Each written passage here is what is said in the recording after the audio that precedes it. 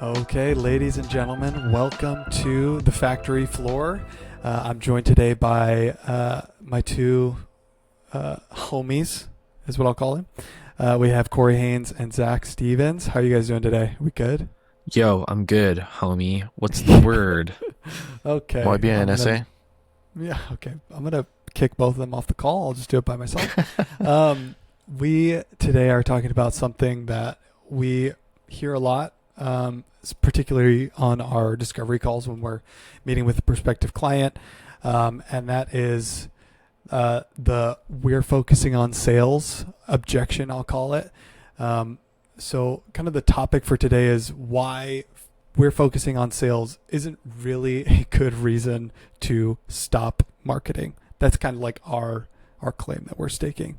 So, in order to kind of color this question a little bit better, maybe we should try to figure out what people mean when they say that. So, what do you guys think people really mean when they're saying we're focusing on sales? Is it a Trojan horse? Is it legit? What is it? I think that they are limiting themselves on all the things that are getting to what they really want, which is growth in business. Because when you're focusing on sales, what are you trying to do? You're trying to grow the business.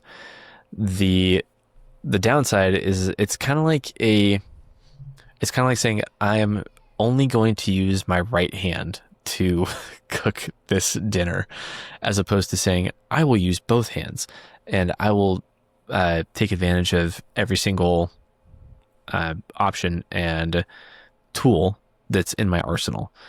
So, I mean, that's the sense that I get when I hear this is why are those mutually exclusive? I feel like they play on each other so much that by siloing them and completely shutting one out, that's a nonsensical approach to growth. Corey, what do you think? Yeah. I think from my perspective, it's a little bit different just having talked to a ton of founders in the past and being on the side of marketing and sales and being a marketer, working with salespeople and having heard this a lot. For a long time, I had that same like, huh? What do you mean? That's weird. But now whenever I hear people say that they're just focusing on sales, they're not so worried about marketing right now. To me, it's just like the underlying issue is it's an indicator of a lack of understanding of marketing and how marketing and sales play together. And it's sort of just not a red flag, but we'll just say it's a dead giveaway that they don't really have a lot of maturity or sophistication in their strategy for getting customers. Because really, like you said, the two are not mutually exclusive. And the more that we talk about it and the more that people hear this, it'll become and feel more and more obvious. But yeah, to me, it's just sort of a fundamental misunderstanding of what marketing is and how marketing and sales play together. Yeah, I was gonna say I feel like the like sales and marketing are they're like they can't, it's impossible to disjoint them and be like, okay, turn this one off, turn this one, like they're almost impossible to fully separate, and there's some sort of interconnectivity, like always a little bit. I guess why are they bucketed together and then like pushed on each other? Like, well, if we're doing one, maybe we don't do the other. Like, why is that always like those two together and not like, oh, instead of, some other department, we're going to like stop focusing on that to let sales and marketing work together? Does that make sense? Yeah. I think a lot of these companies that come from this perspective, they have pretty high contract values. And they have their belief, let's just say, their belief is that their customers aren't hanging out on LinkedIn. They're not searching for things on Google. They're not subscribing to newsletters. They're not really perusing through social media. You can't reach them online. Especially when we get to like, okay, they're selling to VPs at Fortune 1000 companies. Their belief is that marketing does not serve a purpose to reach those type of people, because you can't reach those type of people with marketing channels. You have to email them. You have to build a relationship in person. You have to show up to a conference. You have to do an ABM kind of, triangulation of giving gifts and schmoozing them at dinners and, talking them up to their boss or whatever it is. So that's usually, I feel like, the persona of like the type of person, type of company that doesn't think that marketing sales can play, and that they can play together, or that there's no need for marketing, that they only need sales in that instance. In my experience, just to like, I don't know, burst their bubble a little bit, and spoiler alert, like none of those things are true usually. But their belief is that they can't do any marketing to reach their target customers. So therefore, why should they do any marketing? Yeah, it's like, it reminds me of like when semi-famous people find out that super famous people know about them. Like you'll have like some small-time artist and some like actor or actress is like, I love your stuff. And people are like, oh my gosh, like, George Clooney loves my, music or whatever. And it's like, they have phones. They look at Instagram. They look at, like, they operate just like we do most of the time. And these big VPs of enterprise level companies that you're selling to have phones, and they probably watch somebody on YouTube, and I'm sure they get a bunch of newsletter style emails to their inbox. Do they read them all? Who knows? I don't know. Like, it doesn't seem that surprising to me that those people operate a lot like most of us. And it seems like the things that you actually do during a sales effort, the line between is that sales and is that marketing is very, very blurry. Like if you go to a conference, is that sales or is that marketing? Because that sounds a lot like a market to me that you are going to, which would be marketing. And then while you're there, your sales team, I'm going to assume, has maybe some case studies and some collateral, maybe a interactive presentation. Is that sales or is that marketing? My assumption, or the way that I think about this, I think that sales is actually a function of marketing. It's just it's the purest form of outbound marketing that you could ever do. And it's highly personable and conversation based. It's still marketing. You're no different than someone going to the bazaar in, medieval times and advocating for a product. That's marketing. There is no distinction between those two, and the things you need to do to have successful sales efforts are very similar, if not part of your marketing efforts. Right. I was going to ask, cause like, okay, I'm trying to think, like, if we're meeting with someone who's, a prospective client, and they're like, oh yeah, we do a little bit of, paid advertising. We do a little bit of SEO. We do a little bit of this. We also have a sales team. The sales team says this stuff, but we're not focusing on marketing now. Shut all that down. We're focusing on sales.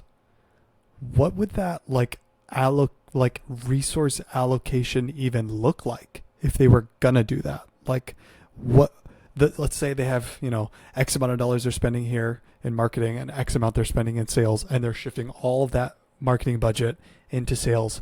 What would they be buying to do that? Or is it just hiring? More people. Yeah. Is that all it is? It's seats and butts. It's people, more people to send, more email addresses to send emails from, and more names and faces to circulate around conferences and dinners and cocktail hours and networking events.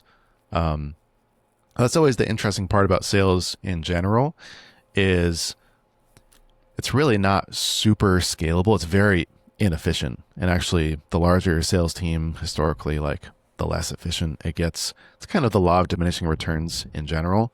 But there's a lot of times really, really steep drop-offs. And I remember being at a startup where my marketing team worked pretty closely with the sales team. And the sales team was about 5 times as large as the marketing team. So there was like 3 marketers and like 12 to 15 salespeople. And half of the sales team would be gone every 4 to 6 months because they would churn out because they wouldn't land a single deal. But you're constantly looking for people who can produce something. And it kind of all goes back to, I think, the SaaS 1.0 era, where it was this predictable revenue era. That's a book written by this guy who kind of made the whole model of like before performance advertising was an option, and before SEO was something that was like well known. Like, really, what were your options for getting customers on the internet? You had to email them. You had to just like blast their inboxes. You'd be scraping lists and leads from anything and anywhere. And so there was basically, it came down to a bunch of math and arithmetic of, okay, for every salesperson you hire, you pay them this much. With this much commission, they need to be generating this much business per year. Otherwise, you cut them and you put them in with someone else who can produce those numbers. And it's pretty ruthless. So if you want, $1 million in new ARR per quarter, that means you need to have 10 sales reps producing, at least 100K ARR in new business per quarter. It kind of backs into that math pretty easily, but a lot of people have stuck to that idea and that model of, well, that's all you need in order to grow a SaaS business. That's crazy. I feel like there's like an efficiency feedback loop that like happens between marketing and sales that like, we talk about like paid advertising. We're pretty like bearish on using paid advertising until your foundation is set and you have a lot of things in place before you start dumping money into advertising. The same kind of feels similar to me with just like general marketing versus general sales, where it's like, well, I'm not going to don't go hire a bazillion people over here, like until the quality of what's coming in through your marketing channels is making sense and making their job easy. We're trying to make sales more efficient by making our marketing better. And then vice versa, like, I don't know, I feel like with the right salespeople and you just have a select few that are good, it's going to feel more like the marketing is cohesive with that. Like it's more of an exclusive experience, I guess, if that makes sense. I don't know, maybe it's a weird way of describing it. But I did want to ask about like the idea of pausing marketing and how sometimes we might read that as like we just don't know what we're doing. And do you think that's usually the case when someone says, yeah, we're going to just focus on sales, like none of that marketing stuff ever worked, and so we're just pausing on all that and we're just going to focus on sales? How often do you think that's actually just someone saying that they don't really know what they're doing?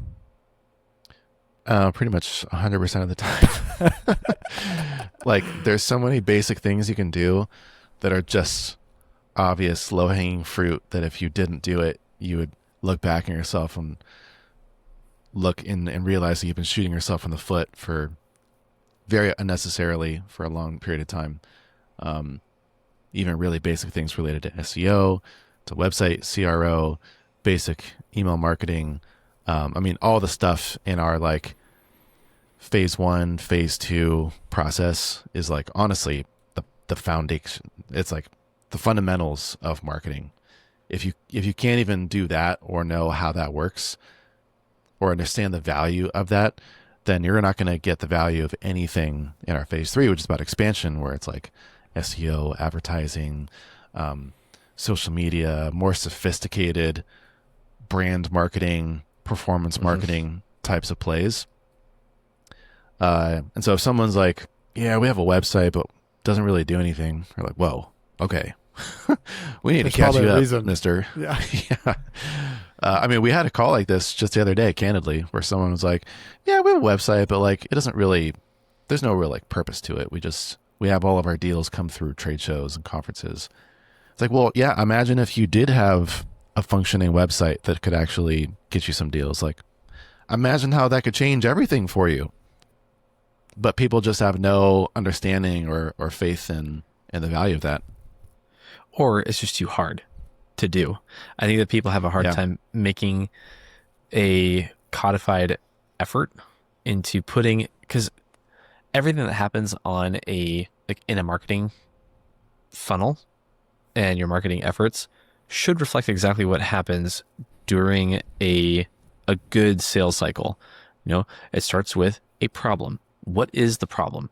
And then you diagnose, you empathize, and hopefully state the problem in a way that the person providing it to you in a articulation better than they could. And the same thing happens in marketing. That's why we're such big advocates of, look, you need to list out this problem so that somebody has assurance that you understand it just as well, if not better, than they do. And then you provide solutions. You provide steps on, this is how it works. This is how easy it is to get into our product and start using it. So it's almost like, the phrase, your website is the salesperson that never sleeps, I think rings true, where it is the salesperson that never sleeps. And it always has that, it should have the same phraseology and structure that a good salesperson does, where it can answer the same questions. The only difference is that it might not cover as much nuance, but if you're really good at your marketing, you can cover all that nuance and make it easy for people to find, so that when they get on that sales call, it's really just an opportunity for them to be assured that what they had read at 11:30 p.m. when they were looking for a solution to their problem, that you are saying the exact same things, and it's reinforcing the value and process that your product stands behind. Mm-hmm. Mm-hmm. I think a lot of people who are more sales oriented too don't really realize the collaboration, the value of collaboration between marketing and sales teams, and specifically like a marketer with a salesperson. I think a really good, like a really exceptional salesperson is great at understanding, kind of dissecting, okay, these are the types of problems that I hear from these types of people, and these are the things that I say that really resonate with them. And they can start to pattern match to build a really good sales pitch. And they can turn that sales pitch into a sales deck. And then there's a philosophy to it and a structure and something that is repeatable for other salespeople to use and to follow.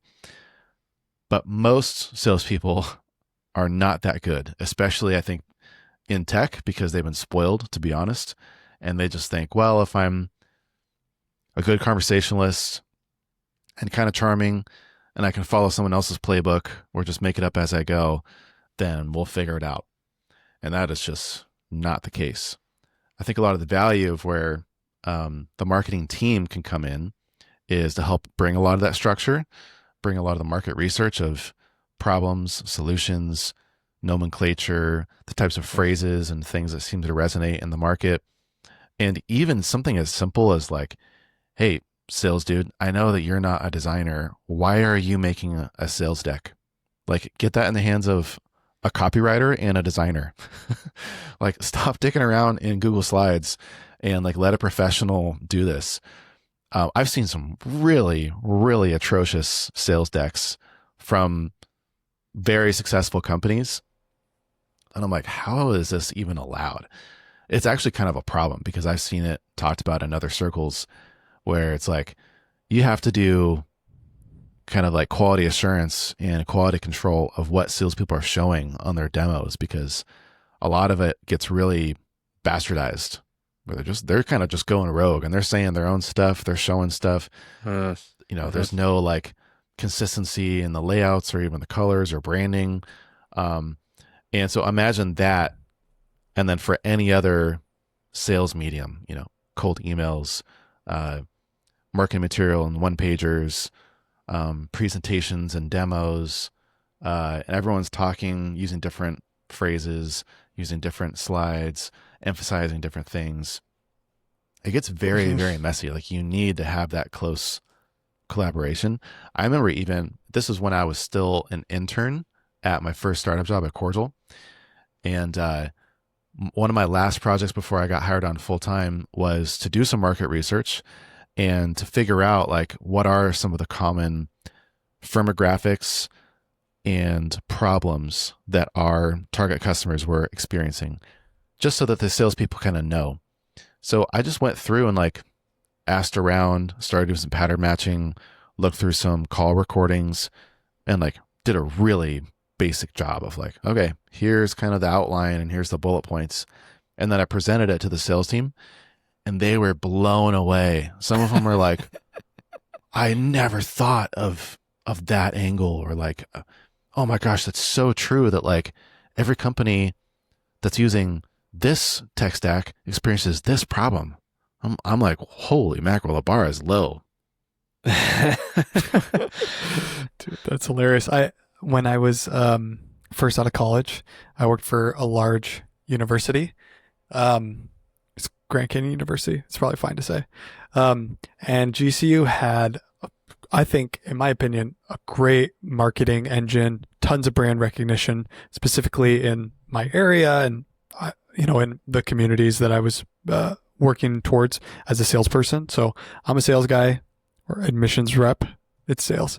And there's tons of like marketing dollars and engines, and they give us like presentation decks for when we'd meet with parents or when we would go present at a school.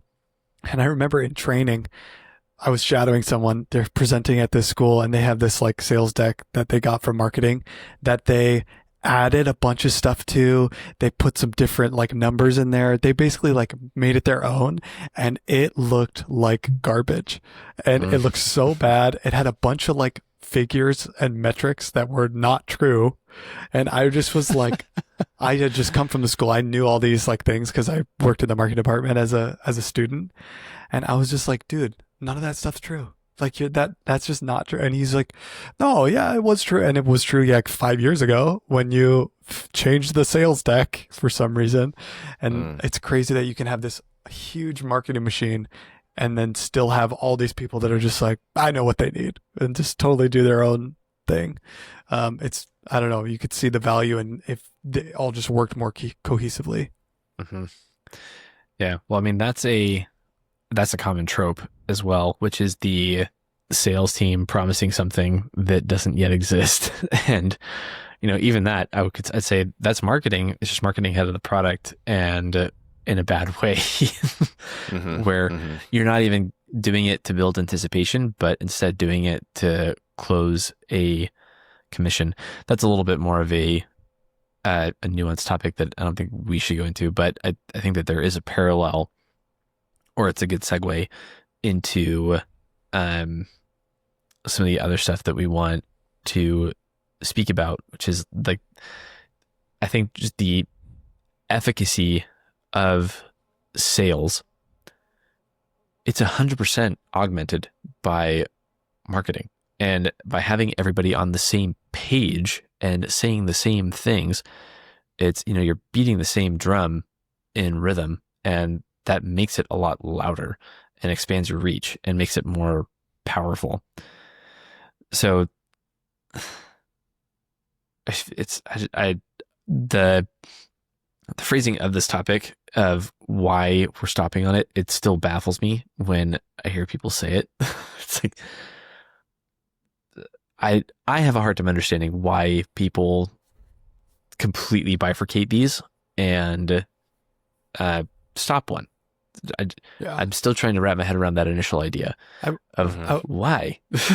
I was going to ask, like, let's say someone genuinely is like, no, we can't, we have to pare some things down. Like, what are the things that it's like, okay, you can pare, you can stop spending your advertising dollars, or you can like kind of slow down in these areas.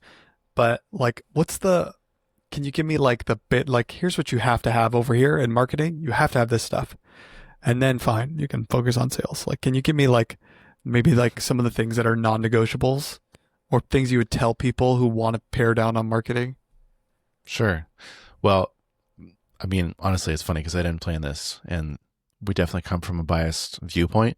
But honestly, if you just had like one marketing function or one marketing title, like one marketer on your team, if you just had one, the only marketer you would need to help with your sales team is a product marketer, because those are the types of things that a product marketer can do.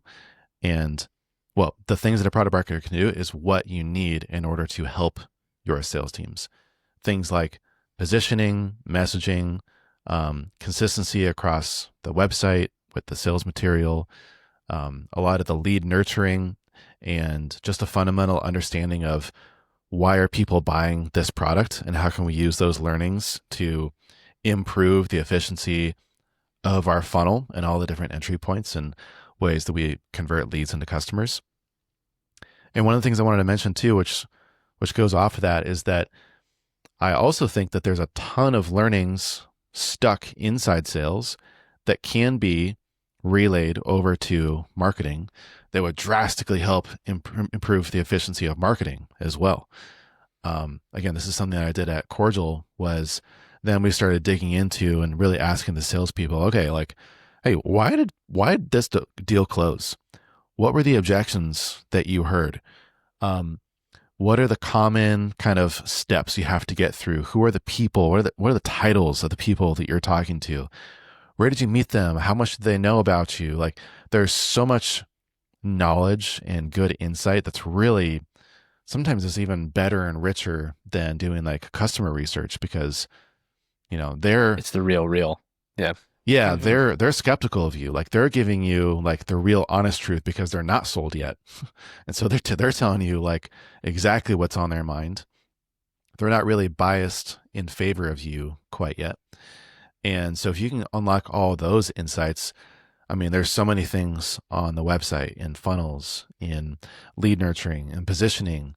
There was a lot of like competitive intelligence that was just stuck in salespeople's heads. There was a lot of phrasing, and, you know, the good salespeople have a way of kind of describing things, and they kind of just find it along the way, where, man, like those are H1s and H2s. Those should be on like ad creative. Those should be like plastered on the conference signage. That it's there for the taking. Yeah. You just have to go and mine it.